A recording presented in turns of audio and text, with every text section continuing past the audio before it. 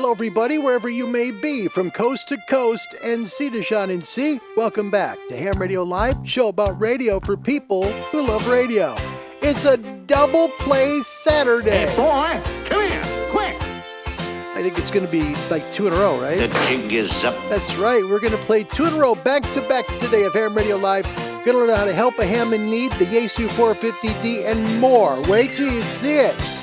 From around the world, wherever you may be, welcome back to the show.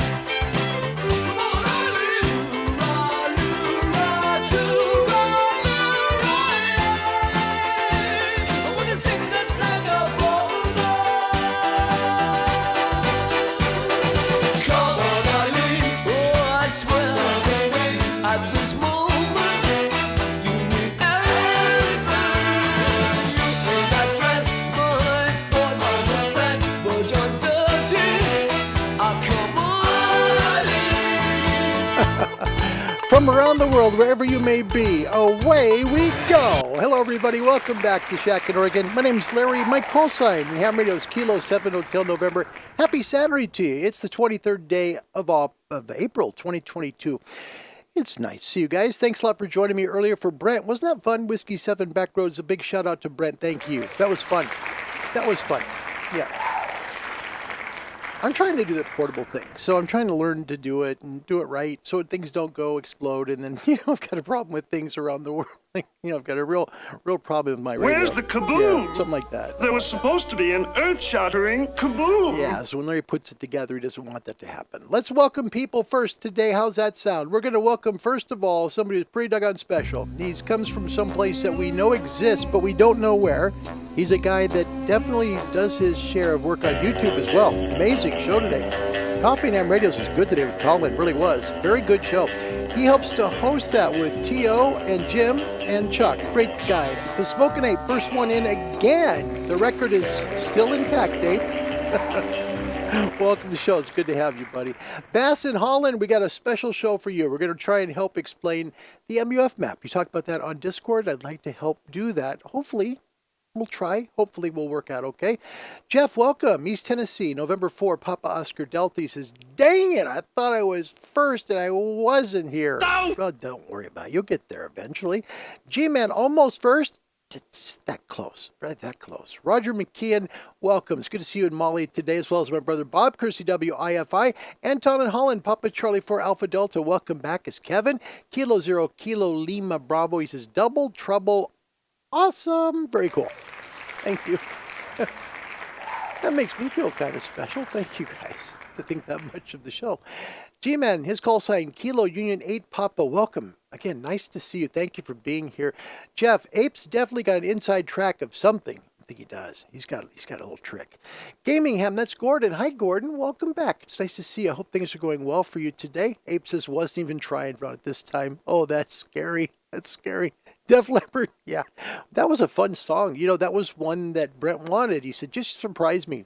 Either Scorpions or Def Leppard. Those are my favorites. So, either way is fine. I was like, that's cool. So we played Pour Some Sugar. That was a lot of fun. Skeeter, Kilo 7 Tango Romeo Delta, welcome. Hey, I think I've been here before. Well, you have, and we're grateful. Dirk, Whiskey 9 Romeo Delta's here from the state of Wisconsin. Welcome. And they have a different new album out. Let's take a look at that. I think it will. Bass, I think Larry is sending the ape a message. You just never know. You never know. The jig is up. Yep, could be. Andy, Mike 7, Charlie, Union November. Good to see you, and thank you for coming today. Rod Q, all the way from one of my favorite places on earth. It is. My wife is from Northern California, so she doesn't agree, but I've always loved Southern California. So, Rob, welcome. Good to see you, mate. Thank you. Good to see you. Andy's here as well. Alpha Alpha Zero Whiskey X-Ray, great ham that gives back to people. Helped out a lot in the Ukraine conflict, really, and people coming into Poland. I admire him a lot, really do. Country Strong Free, Smoking Ape, sorry to admit, I have yet to catch a Coffee and Ham radio show. You need to. It's so important. It's such a great show. Seriously, you'll love it once you catch it live. They're interactive with the people who watch it. They do a great job. And his call sign, by the way, Gordon, Mike 7, India November Tango, thank you for being here. Martin's back. Pop Echo 9, Tango, India Golf, just back from work, so we didn't have to do the night shift thing. That's good. Jeremy from Albany, Oregon, final welcome. Kilo 7, Victor Foxtrot Alpha, that's a cool call sign. We would love to help you get a call sign. Yes, you can do it. You can get yourself an amateur radio license. It's pretty simple. A lot of places in the world, like the U.S., don't require Morse code efficiency. Even in Canada, you can get the basic license, which gives you 250 watts to transmit, even if you don't know Morse code, and you can get your license if you get the license with honors. That's 80% on the test with no code. You can do it. So Morse code not necessary in a lot of places. Just study for it. If it's something you really want to do, you can definitely do it. Contact a big club first to help them get your license. That's how you do it. Contact someone like the American Radio Relay League. Even if you're outside North America, they'll help you get your license.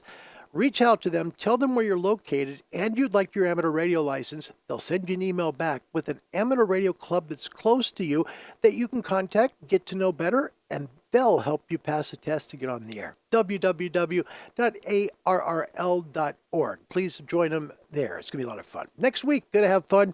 Not going to be here, though. I'm going to be in Northern California with Dad, so please join us a week from, it'll be 2 weeks from today, May 7th at 1900 UTC. Meet Chris, 2 Echo Zero Union Kilo Hotel. He's going to talk about handhelds and all kinds of stuff. Should be a lot of fun. Today we have a question. What do you hope to accomplish by the end of Solar Cycle 25? What do you hope to accomplish? Some people might think this year, you've got Bouvet Island and you've got you got Crozet as well. Same time, really. Isn't that something? In November, December, both are going to be open, and that's DXCC number 2 and number 3. They're separate oceans, but right about the same latitude, way south. So, yeah, Bouvet and Crozet, both available. Maybe that's what you want to accomplish, getting a hold of one of those. Possibly you want to DXCC or something like that. As Solar Cycle 25 rolls along, think about what you'd like to accomplish. Please put it in the comment section. We'll make it part of today's show.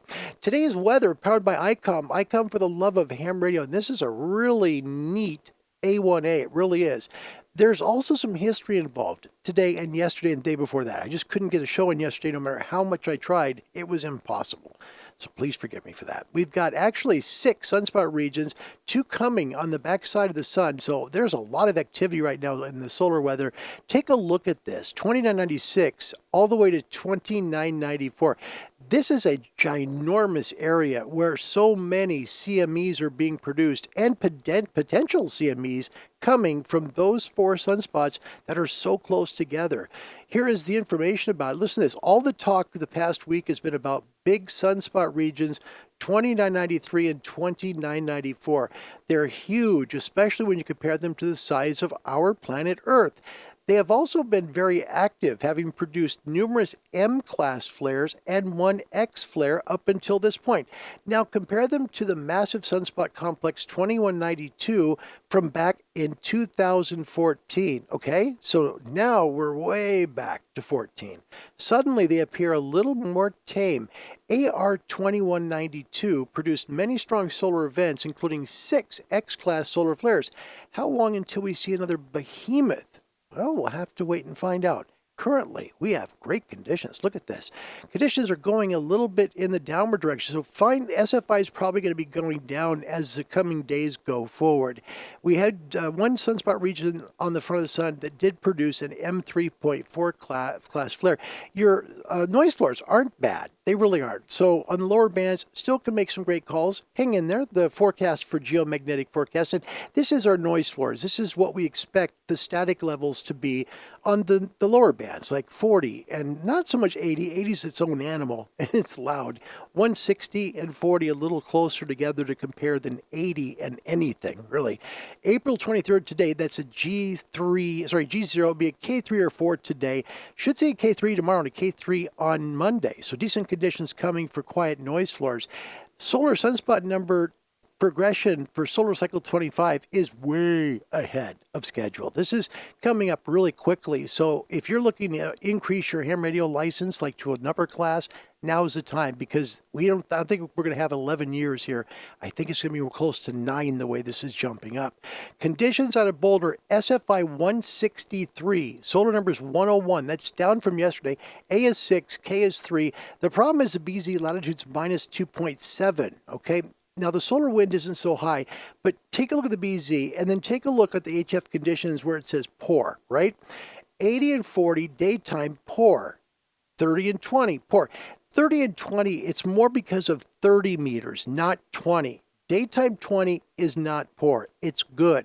It's just that they lump it with 30 meters. That gets attenuated by the D layer of the ionosphere, right? So you don't have great conditions there today to work during the daytime, but you will tonight, both on 20 meters and, look at that, 15 and 17.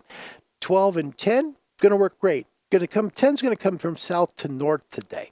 SFI, looking at the history of SFI, and this goes back quite a ways, okay? So solar flux index number, earlier in the week, we hit the 160 mark, and 160 is right about where we were in 2004. For a number at 163, meaning it's over 160, you got to go back another year. It's been 2003. 19 years since we've had an SFI this high. That's amazing. The MUFs, and this is older from today, and this is kind of how I predict the forecast for you during the daytime. I look at what it's been doing coming our way. At that point, Europe was in, if the southern part near Trinidad or Spain, 30 megahertz, right? You head towards South Italy and so forth, about 27, 25, 26, 27, right in there. But then you go north. You go towards Germany, and you go towards the UK, and it gets lower. Now you're 23. As the day went on, here is what happened, right? Sir, this is current condition, by the way, and it's very reminiscent of what's happened all week long. SFIs are going, really good to the propagation into the atmosphere, but it has no impact on MUF. MUF is simply the maximum usable frequency you can use. The solar flux index is how much charge the ionosphere gets to help make calls. That's the difference between the two. So, MUFs today, right now in the U.S., 26 megahertz running down the southern states. So, if you're in the northern part of Florida, you get 26. Same thing with Texas, 26. On the Southern California coast, 24. So it hasn't hit that far yet because it hasn't been as much daylight to charge the ionosphere. Here in the north, 22 megahertz, going pretty much north the Canadian border right there. And in us, take a look at Alaska, 14 megahertz around Anchorage, 16 up in Fairbanks. So decent conditions to work on people in Alaska today. Down in South America is just amazing. Look at that, 50 megahertz in Argentina right now, 28 out of Buenos Aires area. Look at that. And you got out of Rio. And you've just got great conditions in South America. South is great right now. You can really get up on the higher bands. And in the Northern Hemisphere, it's really more around, probably about 40 degrees, maybe 38 degrees, where 10 meters works great. And then when you go north of that, you're really more on 15 meters. That's really how it works right now. Here in the States, you can see 22 in the north and 26 in the south. If you head to the Far East, 23 megahertz out of Tokyo. In Australia, 15 megahertz north of the Gold Coast. Get down towards Sydney, 17 megs, and in Perth, 14 megahertz. Your ham and shortwave forecast today, and it's a little bit complicated. Let me explain what's happening, okay? We do have great conditions. You should get voice 20, 17, 15, 12, and some 10 meters, but it's going to work south to north as the day progresses in the Northern Hemisphere. I don't think 10 meters is going to open up where I live on the 45th parallel, which is halfway between the equator and the North Pole. So, I think we're going to maybe hit 12. We probably work 15. But mostly expect 12-meter openings. They'll be reliable today in the north. Equatorial latitudes, you'll get it all. 20, 17, 15, 12, and 10. So that's tropic to tropic. Southern Hemisphere today, 20, 17, 15, 12, and 10. CB radio skip, short openings possible in the north. Mid and south should be great. Nighttime ham bands, and this is interesting, 160, 80, 75, 60, 40, 30. Your best DX, if you really want to work it, 20 meters after sunset. It'll work about 3 or 4 hours after sunset. It'll blow your mind. 40 meters after that. Make sure at gray line, though, you're working your MUF because that's where you're going to make great calls. Shortwave bands for our shortwave friends, 31, 25, 22, and 19 meters. Shortwave nighttime tonight, 120, 90, 75, and 60, 49, 41, 31, 25, 22, and the 19-meter band should be wide open in the northern hemisphere because we get good SFI for about 2 hours after sunset, and the signals will fade away. Today, give it a 9, and the reason it's a 9 is because we've got a negative BZ latitude, and that can cause disruption, especially on the lower frequencies of amateur radio. So that's the reason why today is not better than a 9. Okay, let's go into a segment that Bass asked on our Discord chat, which is, by the way, if you want to take a look at our Discord, it's really, I think it's fun. It's a nice conversation that goes on there. Find it at ham-radio-live. And Bass in Holland asked a question. They said, I just don't quite understand the MUF map and how it works. Okay, this is really about numbers in megahertz. Okay, so, excuse me, I need a drink. So, when you see these circles, for example, let's take a look at Europe, okay? 20 in the UK, you can see 20, that means 20 megahertz. And then you take a look and see where that line right around 20 megahertz goes. It's a good indicator of what frequency you can use. And again, your maximum usable frequency, we don't have a ham band at 20 megahertz. The nearest one is 17 megahertz, right? So, 18 megahertz, which is the 17-meter band. So you try and work as close as you can to the megahertz where you're at. So the upper megahertz where this map shows, try and work as close to the top as you can, where the ham band will be, all right? If you're down towards France right now, 21 megahertz, so 15 meters could still be open there. You see how that works? Then when you head south, towards Italy. Right now, Italy is at 20 megahertz. Not quite good like France or Spain is, but still workable. And you head east towards the Middle East. Let's say, for example, you're near Iran or Iraq, 19 megahertz. It's that 19 there at the top of the Middle East. So that's the megahertz you can run. So they'd be running 17 meters. That'd be the best band for them to make calls with. The numbers help you understand where you live about what frequency you can work. And these are all in megahertz. And it's also color-coded. There's different versions of this map, to be honest. I like this because it gives you the numbers and it gives you kind of like the area of direction they're working. For right now, for example, Europe has a pipeline that goes in towards New Brunswick and then down towards Alberta and towards British Columbia. You see how that set of lines goes through? One of those lines is the 14 megahertz band, 14 meg at the south. Okay, so that southern part that goes through Spain there, kind of clips Spain just a little bit, has 14 megahertz. Then you have to look at the lines as you find them to find out what the line represents. Above that is 18 megahertz. So in Europe right now, at the south, going through the southern part of Spain and then up into the Atlantic, that's 18 megahertz, pardon me. 18 at the bottom. The top line is 20. So, is 18 megahertz. So you go 18 at the top, and at the bottom, it's going to be the 20 meter band. So that's kind of an idea of where you're working at that time. And these change a lot. For example, earlier today, take a look at this. This was at 1830 UTC. It was still light in Europe. If you look at Spain, Spain's up at 30 megahertz, right?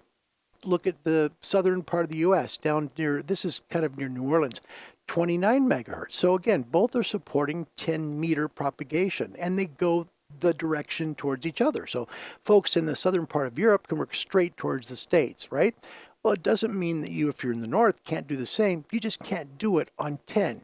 So 23 megahertz is right around where the UK is. That's what this map says. So there you'll be on 15 meters because it's just below 23 megahertz, 15 meters, around 21 and change. So you'll be able to work that frequency and look at the direction it goes. Okay, it first goes towards the States, towards the upper part of the United States and Canada. So you've got a great pipeline. This was earlier today. You just have to look at the map and have a good idea of where you're located in the world. Take a look at the number that corresponds to near where you are, and then know where you can go. Okay, this is really about maximum usable frequency and trying to work near it. I mean, look at 14 megahertz. 14 megahertz is way up there. Norway and Sweden, way up there. Not quite to the Arctic Circle, but it's still fairly close. And the whole area is open towards the north up there. So it's a good idea to take a look at something like this. Know what band you're working based on the maximum usable frequency.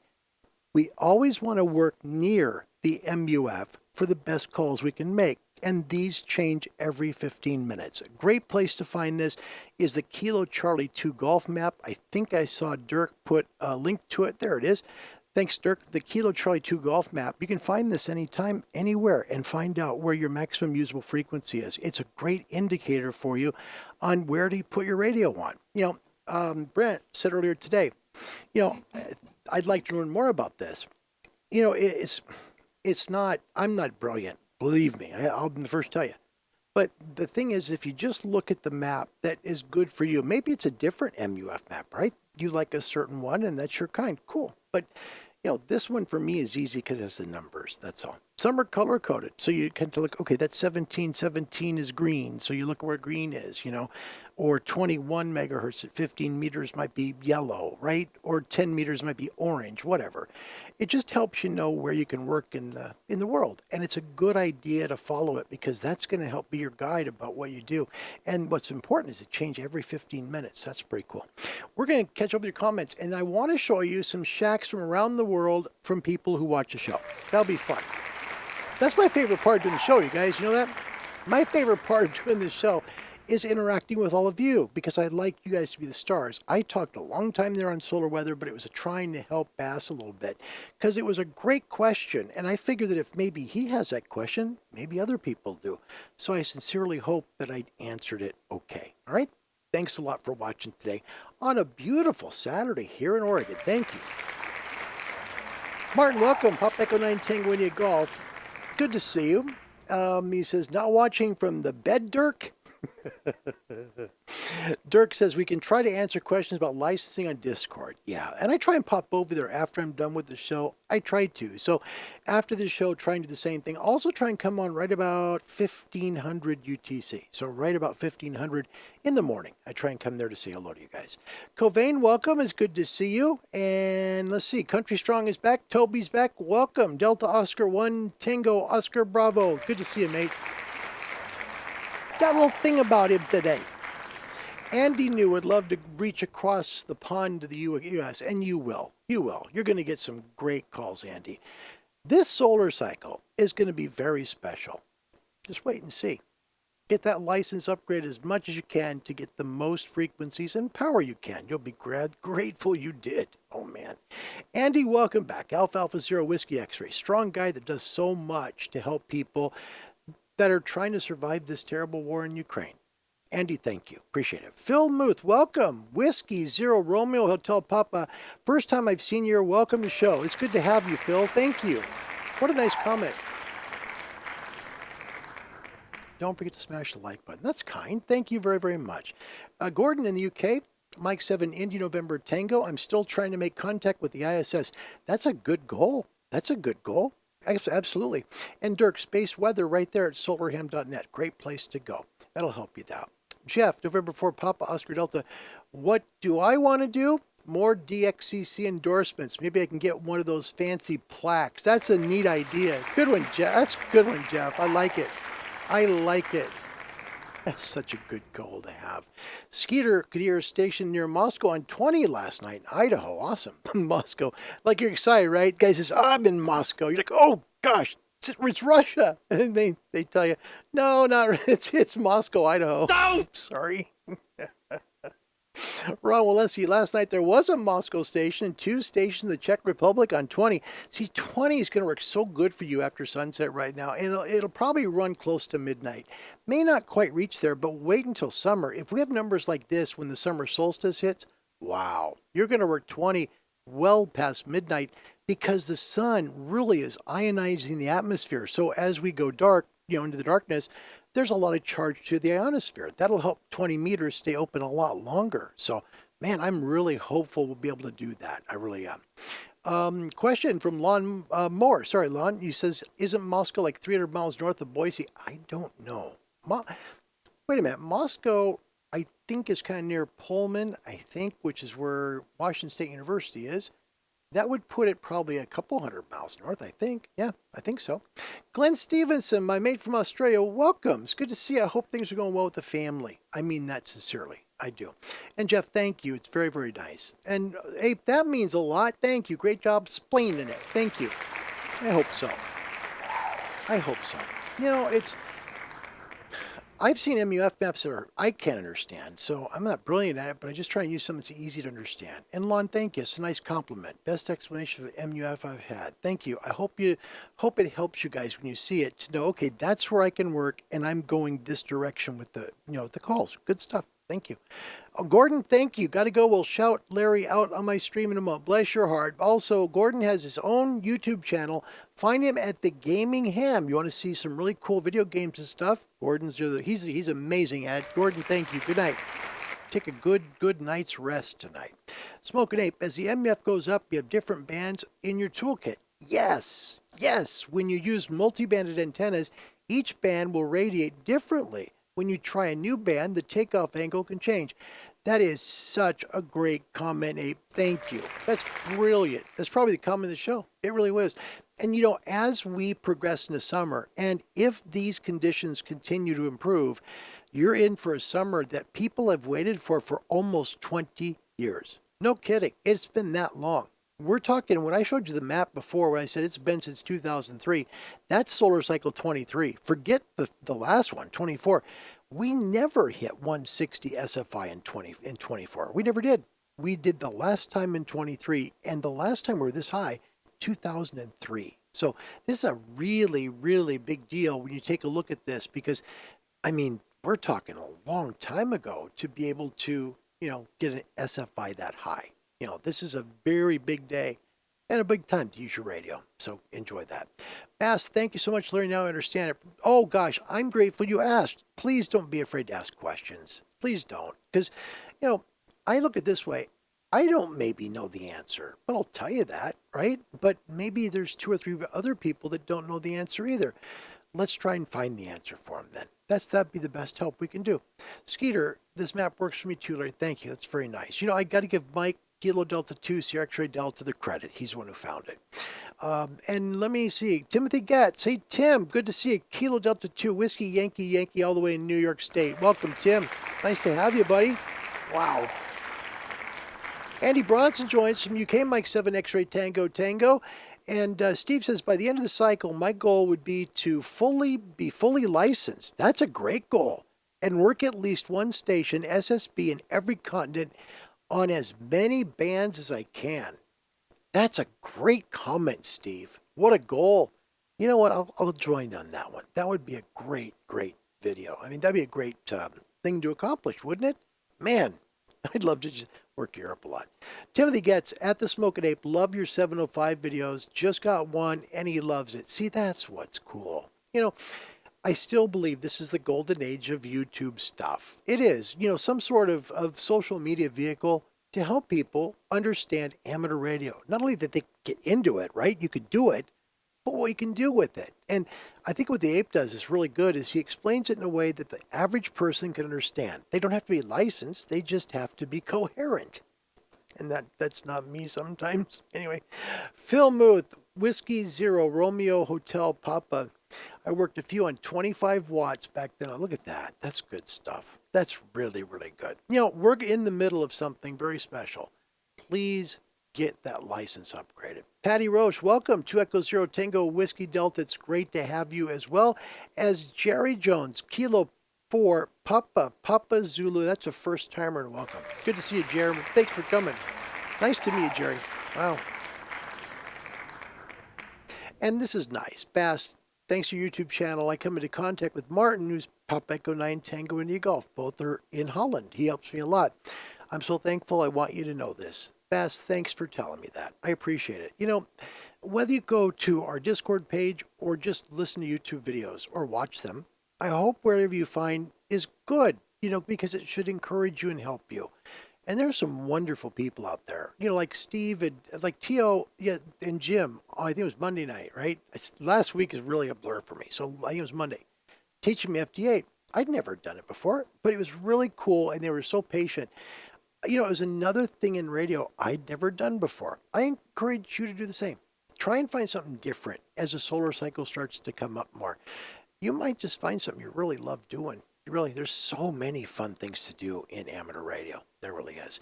Let's look at some cool stuff. I'm excited to show you this because of that. The Discord channel kind of blew up. I think it was Thursday. And all of a sudden, people start sending photos of their shacks. And we've even got Charlie's shack in here. So let's get some music behind this and try and show you some really cool shacks from around the world, okay? First one, this is Jeff, Eastern Tennessee. There is his Yaesu FT-10. He's also got a little Yaesu, I think that's an 897, I think. Well done, Jeff. That's great stuff. So there's Jeff. He's got a great little shack there in Eastern Tennessee. We got a little conversation during this. Thought, okay, you should see my shack. It's so messy, right?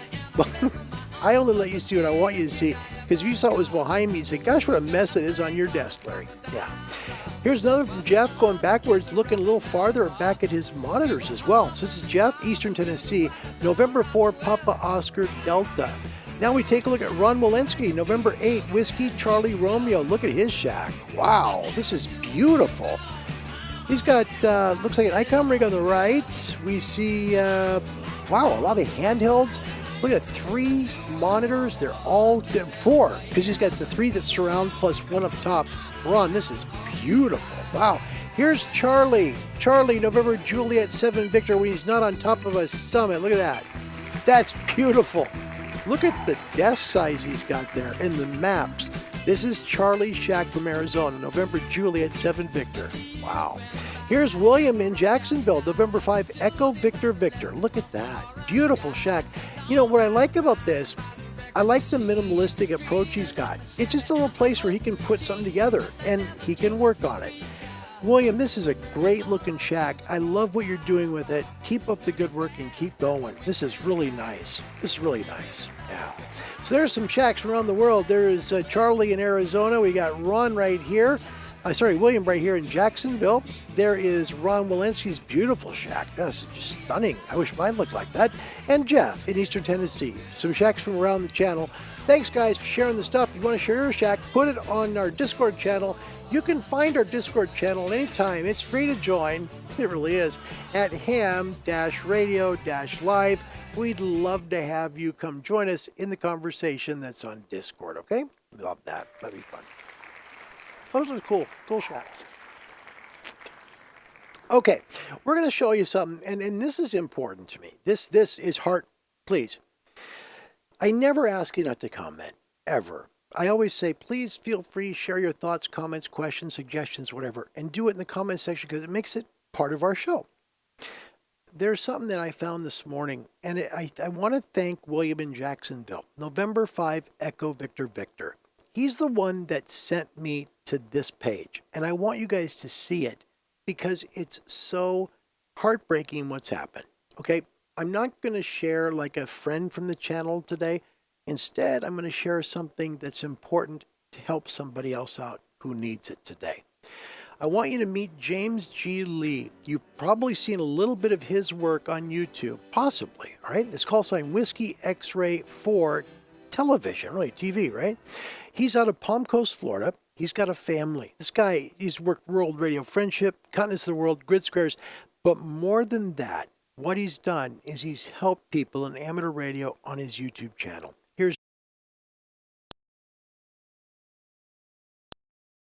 I'm going to show you a little bit about a video that James did that is so heartwarming. And, it's heartbreaking, actually.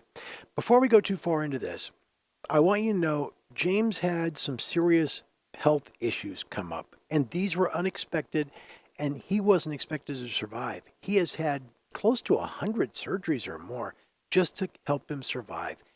Here's James from his channel, Whiskey X-Ray 4 Tango X-Ray, with his daughter, Hope, filming him. For both the, maybe, might be touched off with sensitive content, just understand, he's talking from his heart. And for me, this is an honor to play this video. Thanks again to William. William, I couldn't do it without you. Thank you for the great video. We need to help this guy.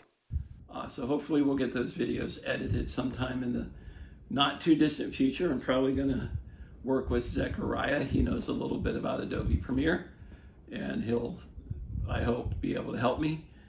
He is a junior, I think, in Embry-Riddle in computer engineering. And he is very busy, as are all of the kids. 3 of our kids are in college at very young ages, as you guys know. So our time to do these videos is not like it used to be. And I apologize that we're not posting a lot of videos. And I apologize that I'm rambling, but hopefully you guys understand my thought process is still kind of, all over the place. Hope, you look like you want to say something. Is there something you want to share here? I've been standing here for 22 minutes. My hands are shaking. Yeah. The people watching probably noticed. So Hope is holding the iPhone. We've got all this, good quality cameras and stuff. So why don't we just right now... Okay, hold on. I got to pause this for a moment. This man has lost his legs from the knee down, both sides. Look at his hands. His hands haven't been dipped in paint. His hands are literally like sticks. There's no softness to them at all. This guy is really had life hit him hard. I'd like to play the rest of it, but I wanted you to know why his hands look this way. He's lost both legs now, and he may lose his fingers. Let him continue. I'll kind of close it up. This is where we are. My feet are gone. I am the Legless Dad on YouTube. The link is down there in the description. Please like and share and subscribe to this channel, all our videos. It helps us out. And guys, we need your help. We do. Jason from HamRadio 2.0 did a GoFundMe for us when this first started, and thank you to all you guys who helped out. We're probably going to have to do another one. Our savings is gone, and we're not earning an income right now, and you don't expect to be hit by 1, 2, 3 whammies like we've been hit the last couple of years. I've had 3 major surgeries in 3 years. Well, technically a lot more because I kept going back in. Well, His yeah. heart, his chest was open. You could basically just see his heart for like week and a half or something. Yeah, my chest was open. And they kept going in. My shoulder surgery where I got hurt, my knee surgery where I got a $50,000 knee in here. It's not even connected to anything anymore. You can see the scar from his knees, the bionic knee. Yeah. Now he has bionic legs to go with it. Well, soon. Well, I got dead skin here too. So anyway,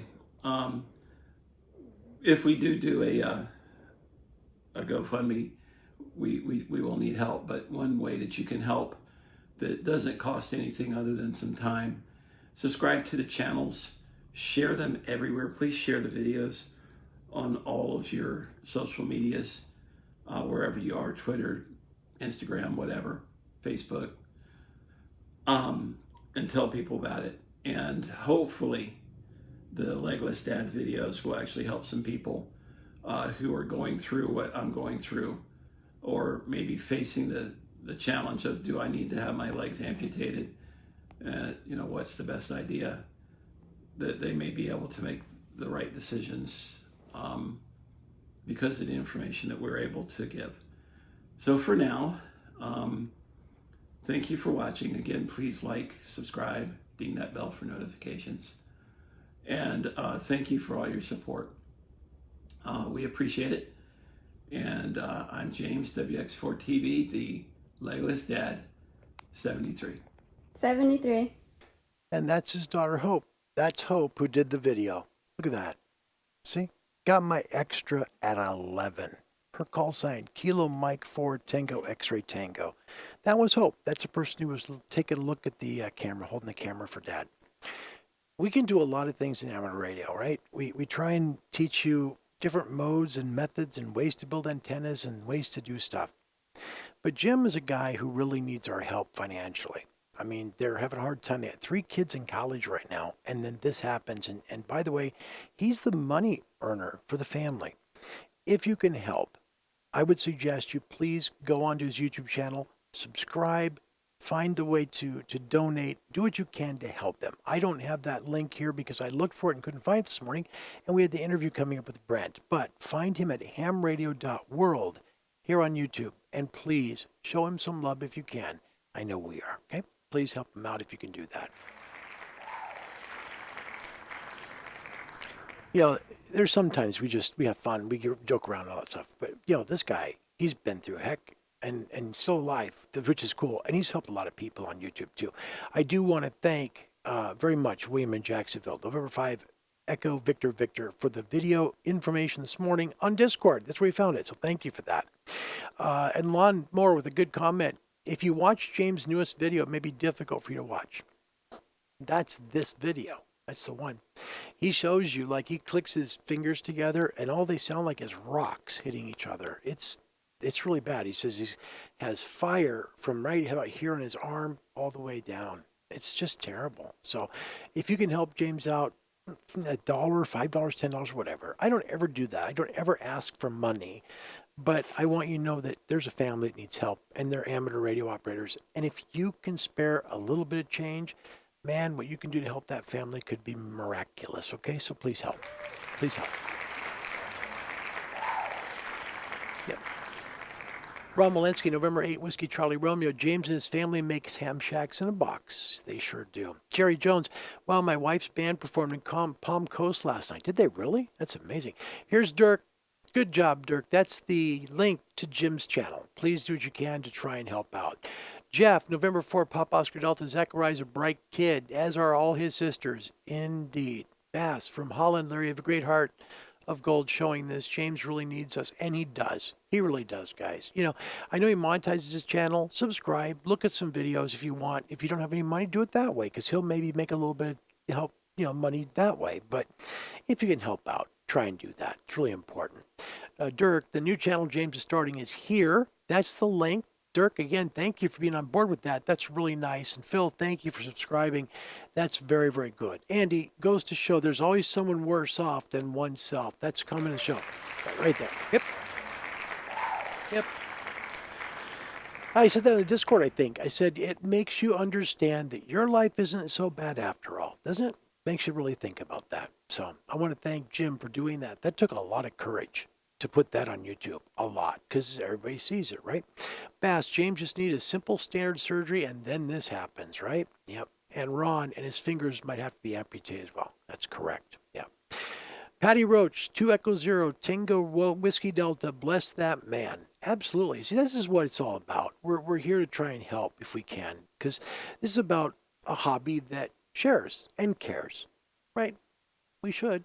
Jason, our new amateur extra, is here. Hi, Jace. Welcome. Good to see you, buddy. Jerry, I met his wife and kids at Hamcation. Really great family. That is so cool. That is really cool. All right, we do have a big show, and hopefully some people here to get you some giggles now. We've got a little bit down, and we want you guys to have a little laughs. So let's go upstairs and see how the Angry Hams are doing with the show so far. Are these seats taken? No, take them! Of course, there you go. The Angry Hams in Ham Radio Live. There you go. Oh, boy. Happy Saturday, everybody. It's nice to have you. This is a neat question. I love this question. This is like one of my favorite trivia questions I've ever asked you. Okay, here's the question. A survey was done in 1998 interviewing 1,000 random licensed amateur operators. What was the reported average amount invested in radio equipment at that time? Oh boy. So a survey of 1,000 licensed amateurs in 1998, this is now keep in mind, this is a while ago, this is 24 years ago, was the average amount they had invested in radio equipment, A, $8,069, B, $1,022, C, $4,090, or D, $6,215.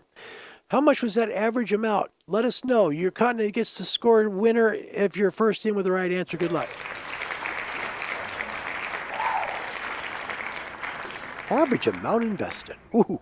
And this is 24 years ago. This is great. Okay, first one that comes in, we have Jason, our new amateur extra. Kilo 4, Hotel Echo Foxtrot. He guesses D, $6,215, and he got it right away. Look at that. Jason, well done. It is, yeah. $6,215, the average amount invested. And keep in mind, this is just radio. It's the equipment. It's everything, right? So that's it. So North America now is got 100. It's 180. So you still have time to work, world. Don't worry about it. Also answering that one, Jeff had C. Glenn in Australia, he had D. Papa Anton in Holland with B. And Dirk with D. Don with B. Country Strong, so always good to have you. He had C. Timothy Guest with C. Aaron in Wales with C. My mate Graham had D in VK land. Phil Muth had C. Steve with C. Hail me. Welcome. It's great to have you. It's a first-timer. Welcome. Good to have you, mate. Yeah, B. I know my letters. It's okay. Jerry Jones, 1998. In today's dollars, easily A. In 1988, C. Brilliant. he's doing the math based on every... That's so cool. Well done, Jerry. That's funny. Jeremy with C. Also, we've got Hail Me with C. And Anton in Holland. I guess C would be the inflation-corrected version of B, but I might be very wrong. So we got a couple guys thinking the same way. That is awesome. Yep, it was $6,215. Think about that. My gosh. Jason Heff, well done. Good work, man. Next question. Second question of 2. This is a fun one. This will be 2 fun trivia today. All right, what former Major League Baseball player from the Oakland Athletics is a licensed ham? Okay, so this guy used to play for the Oakland A's, and he's also a licensed ham. Is it A, Reggie Jackson, B, Bert Campaneris, C, Joe Rudy, or D, Ken Holtzman? A, B, C, or D, whoever gets this right wins it for their continent. Good luck to you guys. Yep. Here's some pictures of them in order, by the way. There's Reggie Jackson from Sports Illustrated way back at the early 70s before he went to the Yankees. Yep, super duper star. There's Bert Campaneris. Good picture of him. Here's Joe Rudy. He was part of the amazing A's, the ones that won all those championships under Charlie Finley in the early 70s.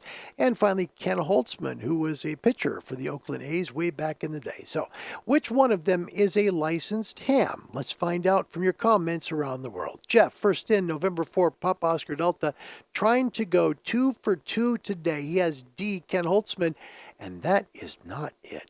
Dirk, he's figuring out Whiskey 9 Romeo Delta Yankee. That's almost $11,000 in today's dollars. Well done, Dirk. Good math. That's great. It's funny. Jason Heff with D. Ken Holtzman. That's not it. Glenn in Australia guesses A. Reggie Jackson. Good guess. Not it. Anton says, nope. I don't have a clue on that. Don, the man that got us the video about James today. November 5, Sierra... sorry, this is different. Don. Sorry, Don. Don, November 5, Sierra Kilo Tango. Guesses B, Bert Campaneris. No, that's not it. Dirk also with that same one. Country Strong is tapping out. And Andy Cowley, the man who has the record for getting the most trivia questions in a row right. From the UK, Mike 7, Charlie Union November, answers C, and he got it correct. Look at that. That's great work, Andy. It is Joe Rudy. Yep. Joe Rudy is a licensed ham. That's true. Isn't that great? Yep, that's a fun question. Neat questions today. I like the 2 trivia questions. Thanks for playing, everybody. It's fun to do that show. I love that part of the show always. I look forward to trivia questions. It's fun. So what is that? It's now 100 to 90, which means the world can catch up anytime they want to. Don't forget today's question. What do you hope to accomplish by the end of Solar Cycle 25? Please put it in the comment section, and we'll make it part of today's show. All right, we're going to talk about a radio. We've talked about a few starter radios, right, that you start out with. Something maybe that, would be inexpensive. You can start out with, you can use it, and get to know ham radio. Now, With all of this said, I want to tell you, if you're watching this and you're thinking about getting your first radio, there's an important thing you need to know about this radio, okay? It does not have an onboard sound card in it, so you have to buy an external sound card to make it work digital modes. Now, if Morse code and sideband are all you really want to do, it'll work out okay. But if you want to do FT8 or you want to do digital modes, you're not going to be able to do it without a sound card. It's the Yaesu FT-450D, one of the coolest little radios I remember seeing, and here it is. Hello, I'm Bob Allison, WB1GCM, ARRL test engineer here at the ARRL laboratory. I'd like to introduce to you the new Yaesu FT-450D. It's a 100 watt HF and 6 meter transceiver, just like the FT-450, but this one has some improvements over the older model. One of them is this tuning knob is a little bit beefier. Gone is the tuning dimple that was on the 450, but the 450D has a nice rubber grip to it here. Another improvement that is these this little feet under here. Yeah, that props up the front panel, and you can see the front a little bit better. That's definitely an ergonomic improvement. A feature that's different, new on this model, is the indicators. The buttons are illuminated.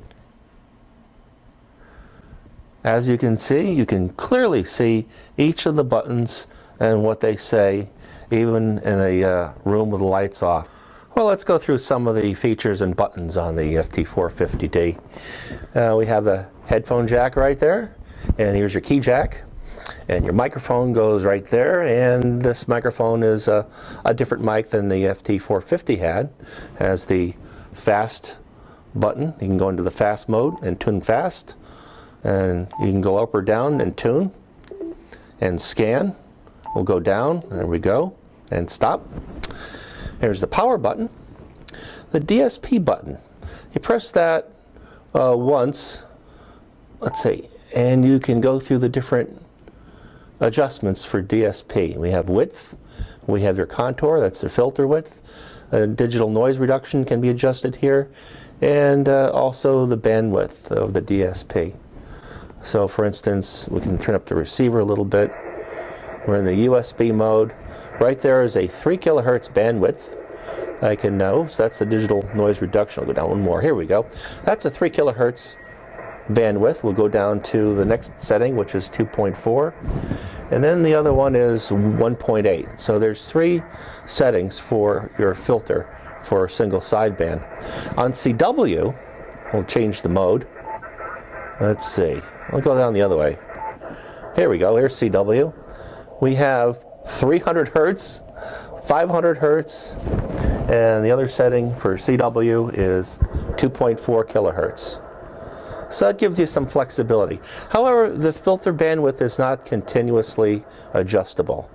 It has 3 specific settings, sideband and CW. The filter bandwidth for AM, by the way, is either 3, 6, or 9 kilohertz, and in the FM mode, 2.5 and 5 kilohertz. This next knob button, is the IPO. That's called the Intercept Point Optimizer. Really what that does, it throws in an attenuator a bit, but what it does, it improves third order IMD dynamic range and raises the intercept point. So if you have a really crowded band, you'll get better performance out of this transceiver by having the IPO on. We also have a attenuator here. That's a 20 dB attenuator. Noise blanketer, so that's self-explanatory, AGC. We have fast, slow, automatic, and if you hold this button down, that turns the AGC off. For those of you who like to ride the RF gain, we'll turn that back on. The band button, we can go up or down the bands. Here's the down button. There's 40 meters, back up. There's 20, all the bands, right up through 6 meters. We have 2 VFOs here, an A and a B. Yeah, and the different mode buttons up and down gives you sideband, CW, AM, FM, digital modes. Keyer turns on the keyer. The keyer speed, by the way, electronic keyer built in is 4 to 60 words per minute. And we also have the clarifier button for adjusting the clarifier up or down. That's the amount of offset right over here in this little window here. A tune button. This is your automatic antenna tuner. This adjusts for SWRs of 3 to 1 or less, or a 16.5 to 150 ohm load. That's a 3 to 1 SWR. Now, you really can't ask a lot from a tuner like this. You're not going to match some crazy short whip or a very high impedance antenna. So it's really good for an antenna that's designed for the band, but maybe you're down at the band edge and the SWR is creeping up. You can hit the tune button and that'll lower it back down again, and remember where the setting is. So you can go back to that frequency, hit the tune button, and it'll automatically adjust that built-in antenna tuner. Here's the function switch. You just hold that down, and when you hit the function switch, it goes to any one of these white highlighted buttons up here. I'll demonstrate it I'll turn up the volume a little bit, and this has a voice announcement on it. It lets you know what the frequency is, and we'll just hit the function and the voice. 18.0787 CW USB. Very handy for those who are sight impaired. We have other features. We have memories. We have the Vox button. We can store our voice, and it has a voice recorder built into it as well. You can actually, this radio has a beacon mode, and you can set your text up ahead of time, put it in the beacon mode, and it'll automatically send that message over and over again. That's an interesting feature. Well, the first thing you notice on the back side is this large fan, and it only comes on when needed. If first turns on, it'll be quiet, but if you happen to use the rig a lot, it'll speed up and just get a little bit noisier. But that's the fan. That's a decent size. Here's the external speaker jack. Here's your CAT connection at RS-232 for radio control. This is where you can hook up to the Yaesu's VL1000 linear amplifier, but it's used for linear keying. Yaesu's optional antenna tuner can plug in here, and here's your data jack that you can go in and out with into your computer or your PC for digital modes. For more information on the original Yaesu FT-450, check out our product review in December 2007 QST. Now, a little bit of a recap here. What's new about the Yaesu FT-450D? Well, it has the automatic antenna tuner built in. It has a new knob design. It has the indicators illuminated, and it comes with the 500 and 300 hertz roofing filter that wasn't available previously. And I did happen to notice some improvements on third order IMD dynamic range. I believe that's because in this radio there's a 10 kilohertz roofing filter at the first IF. I saw an improvement at the 2 kilohertz spacing of approximately 9 dB. Now that's significant. Also, the 5 kilohertz spacing of third order IMD improved from 75 to 86 dB. And the 20 kilohertz spacing with the preamp off was 97 dB. And there are ways you can modify the radio. Don asked a great question. If it does 60, I quickly went to check, and it looks like it does based on a question that was asked similar to his. It says that the 450D will not transmit in the 60-meter band except for the factory pre-programmed memories, as its memory tuning will not function. I guess I'd like to know anyone else has the same problem. So it's kind of an iffy thing, Don. I'm not sure if it does 60 or not. I did find a price on one, because these have been about this price for quite a while, between $450 and $600. For as a starter radio, this is something that you can get into, and as long as digital modes aren't really important to you, you get it. Now, this one does include a sound card. The SCU-17 is Yaesu's sound card for this radio. So if you were to buy this package, you would pay $600 and it would be shipped and insured to your house. So that is basically the 450D with the sound card built in. That could be an optional radio for you down the road. You never know. All right. I want to take a moment to honor someone from the channel. And we haven't done this. This is a part of the channel I love doing, is when we honor one of you, right?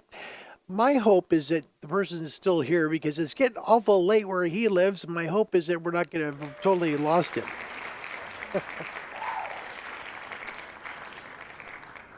Yeah, 2 shows. It's been fun today. I've enjoyed this. So Let's go over here real quick. We're going to quickly go blank, blank, blank. There you go. The screen goes blank.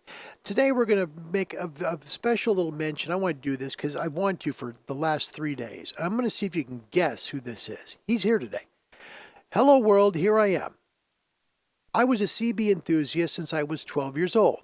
Now I thought it was a time for an upgrade. And what should I say?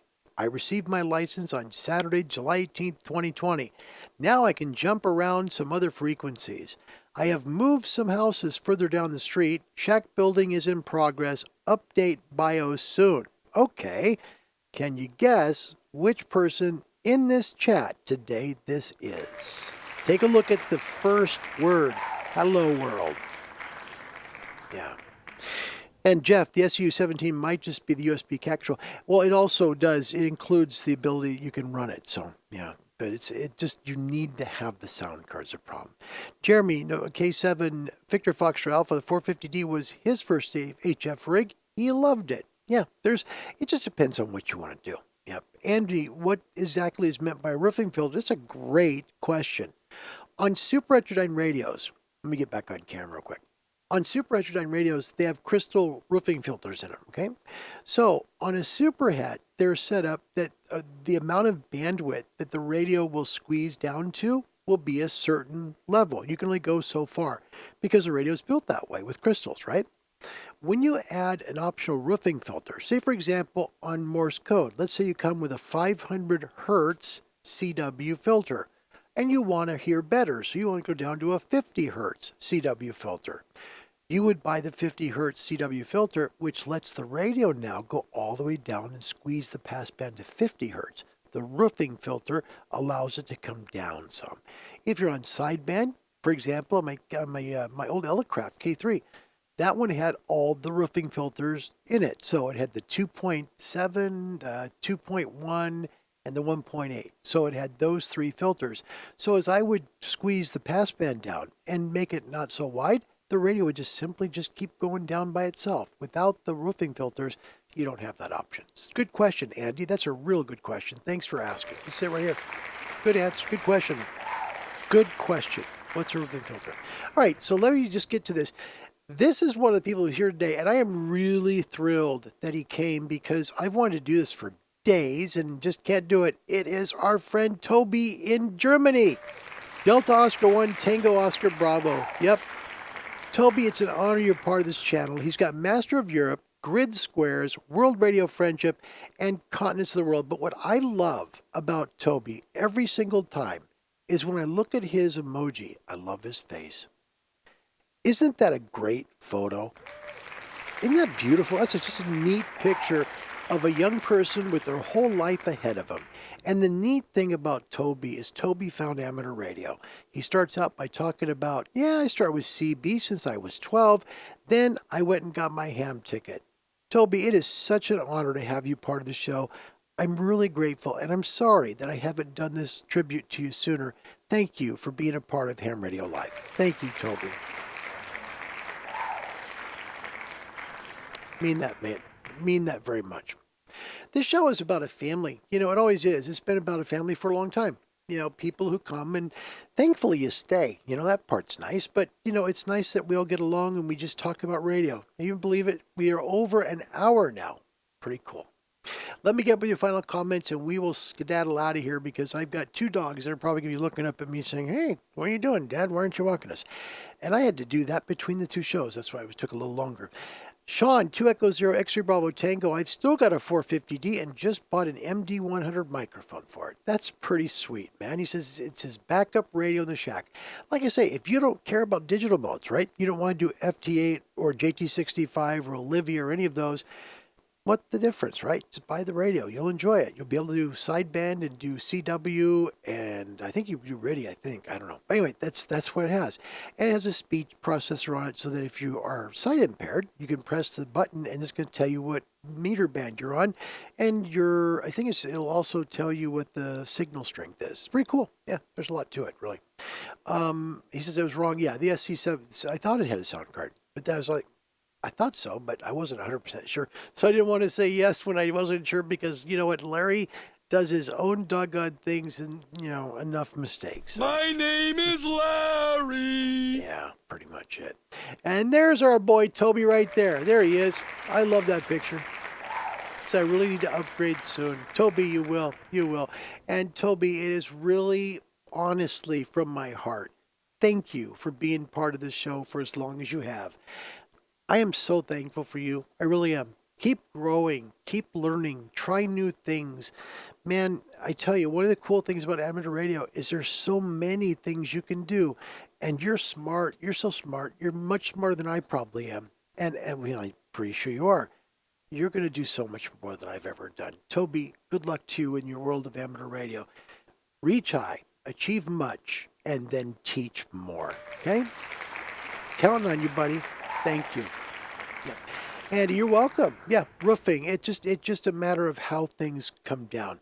That's what's nice about software-defined radios. Okay, for example, if you look at this, and this isn't just ICOM, it's Yaesu, same thing, right? SDR, same thing with Flex, right? Same exact thing. When you go to change your filters, you just simply, go to the filter button, and then it pops up, and your filters are all electronically adjusted. You can go to whatever width you want to set. But on a super heterodyne, it's totally different. On super heterodynes, you have to have the roofing filter in the radio for it to continue to squeeze the passband smaller. So that's why.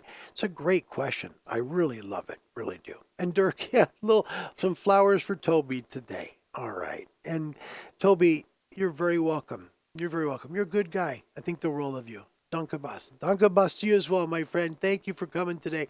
Toby, you're a good man. Delta Oscar 1, Tango Oscar Bravo. All right, friends. We're going to skedaddle out of here. I'm going to get a little bit of walking in because my body kind of needs it. And I want to thank you for being part of show number 2 today. If you would like to get your amateur radio license, there are great ways to do so. But the best way is to contact a national club first. Let them know where you're located. They don't have to be in the same continent or in their country. You don't have to do that. Just let them know where you are. Tell them you want to get your amateur radio license, and they'll send you an email back saying, okay, here's a club that's right by you. Get a hold of them. Here's their contact information. Reach out to that club because that club's going to hear from you, and they're going to love you and want you to be part of the club, but also want to help you get that license and get on the air. Contact someone like the Radio Society of Great Britain. Wonderful group. www.rsgb.org. Please make sure and hit the contact us bar. They'll do the rest for you. My name's Larry. My call sign, Amateur Radio, is Kilo 7 Hotel November. I thank you sincerely for watching Ham Radio Live. Until we meet again, wherever you may be, God bless you and have a wonderful Saturday. Goodbye, everybody. This is the Columbia Broadcasting System. Station WJSV, in cooperation with the United States Weather Bureau, will now give you the latest forecasts and weather information issued by that office. The forecasts cover a period of 36 hours beginning at 7:30 tomorrow morning. For the District of Columbia, fair, slowly rising temperature in afternoon Friday. Saturday, fair and slightly warmer, gentle northeast winds Friday. Maryland, generally fair with slowly rising temperature in the interior Friday. Saturday, fair with rising temperature. Virginia, fair Friday and Saturday, slowly rising temperature in the interior of north portion Friday, somewhat warmer Saturday. This is station WJSV, owned and operated by the Columbia Broadcasting System, with studios located in the Earl Building at 13th and E Streets Northwest in the city of Washington, and transmitting facilities on the Mount Vernon Memorial Boulevard in Alexandria, Virginia, on property leased from the Richmond, Fredericksburg, and Potomac Railway Company. Station WJSV operates on a frequency of 1,460 kilocycles by authority of the Federal Communications Commission. Our next program will come to you at 6 o'clock tomorrow morning. The National Anthem.